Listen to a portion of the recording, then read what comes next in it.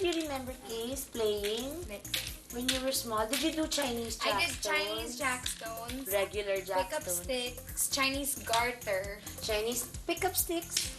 Pick You up make sticks. like that and then try to, without moving the Yeah. rest. And then each color has a point. What do you play in school, Kaki? With your friends? Kanina we just play patintero and pico. I used to play patintero.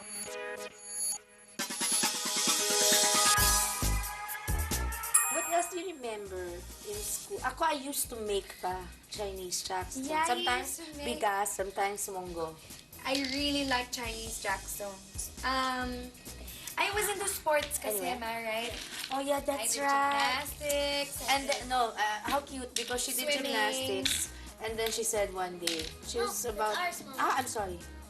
I'm I'm making you win. Please, honest.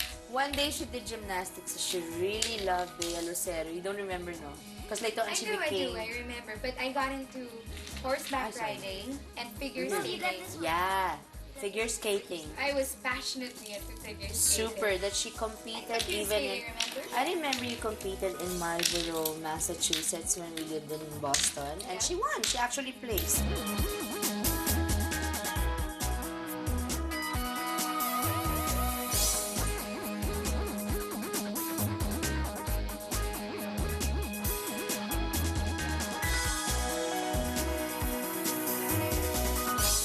There's also one thing we both do and one thing we have in common. All of us. What? Firing. Oh yeah, the two of us. I Because like when I it. was 18, you had me learn to drive and to fire. Yeah. To For- handle guns. Yeah, to handle guns. Not just to fire, but to handle guns. Meaning keep the safety on until... So you take that. I think that's one thing I'm pretty good at, firing. Another thing is archery. I think anything with a bullseye, except for darts. I never Anything put with a hitting. bullseye. Yeah. No, but what's this? What else? But I think one thing that all of you got from me is the love of reading. Yeah. We all find that's why, I stopped playing tennis. And the love of houses. Houses, fixing homes, and anything that has to do with the home and the kitchen. Wait. I'll show you this. I What cannot time is see. it? Oh, it's way past your bedtime, honey. Come here, show Mama, show. Oh, let me see. Look at Ate, look. Oh, that's Mama, Ate Tina, Ate Cax, Miel, and Mig, the baby Miguel. Oh. So, girls, I think we really need to clean up. What do we do after playing? Clean up. Okay, please put your pens and paper back. Okay, let me do this. Ate will take care move of this. this. And then we all go to the banyo already because it's time to sleep, right? I can help you guys clean up I'll put this here. and dress up.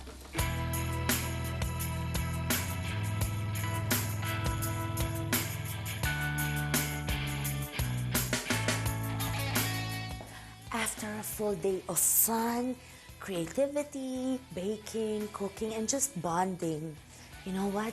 It's really time to have my kids well tucked into their beds. And you know what? I always say that being a mother has been my greatest and biggest project, and it's also been my biggest and best blessing all these years. So, what can I say about this night's show? My children, my family, they are the only ones that can warm me up this good, even on rainy days. Thank you again for joining me, and I'll see you again next week here on Sharon at Home, creating style and grace in my favorite space. Good night.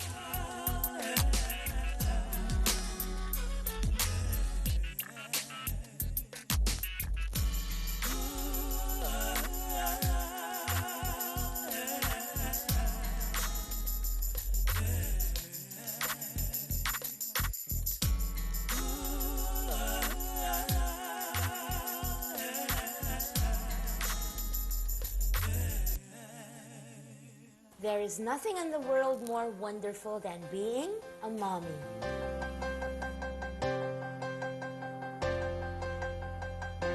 Seeing a movie is like being transported through time and space.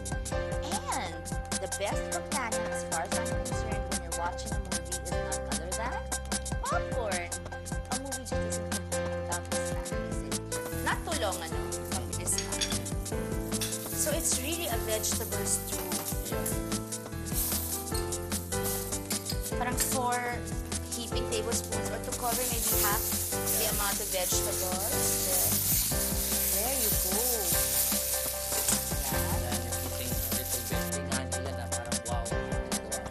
Naging taong grasa. First time mo lahat ginawa sa akin yung nakwentuhan, nakainan. Napakasaya. Oo, yung parang tayo naglalaro. Parang abala yung trabaho. Di ba nahihirapan yung assistant director kung tawagin? Oo. Ang daldal natin pareho. Ang samang kombinasyon na. The top 2